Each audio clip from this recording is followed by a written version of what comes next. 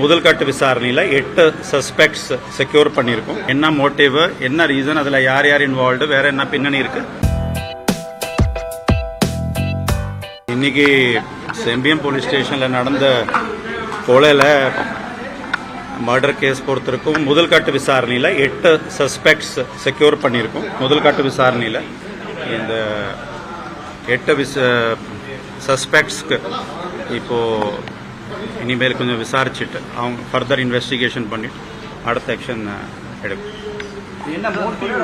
அதான் சொன்னேன், முதல் கட்ட விசாரணையில் 8 பேர் நாங்கள் செக்யூர் பண்ணியிருக்கோம். 8 சஸ்பெக்ட்ஸ் பிடிச்சிருக்கோம், செக்யூர் பண்ணியிருக்கோம். இன்னும் கொஞ்சம் டைம் ஆன பிறகு கொஞ்சம் கிளாரிட்டி வரும். என்ன மோட்டிவ், என்ன ரீசன், அதில் யார் யார் இன்வால்வ்டு, வேற என்ன பின்னணி இருக்கு தெரிஞ்ச பிறகு கண்டிப்பாக தெரியப்படுத்தும்.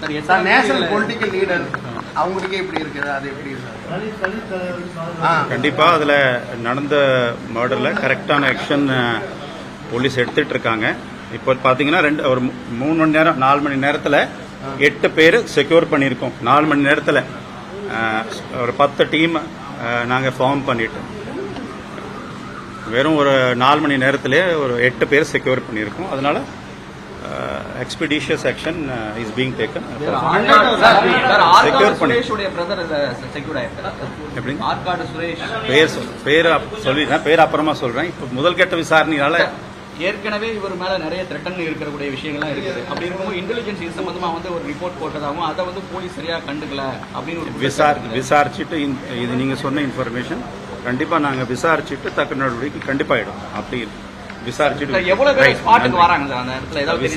சொல்றேன். 8 பேர் செக்யூர் பண்ணிருக்கோம். இப்போ 8 10 12 கொஞ்சம் டைம்ல விசாரிச்சுட்டு விசாரணை பண்ணாதான் உங்களோட கரெக்டான தகவல் அக்யூரேட் இன்ஃபர்மேஷன் ஷேர் பண்ண முடியும். சட்ட ஒழுங்கு சீர்கேடு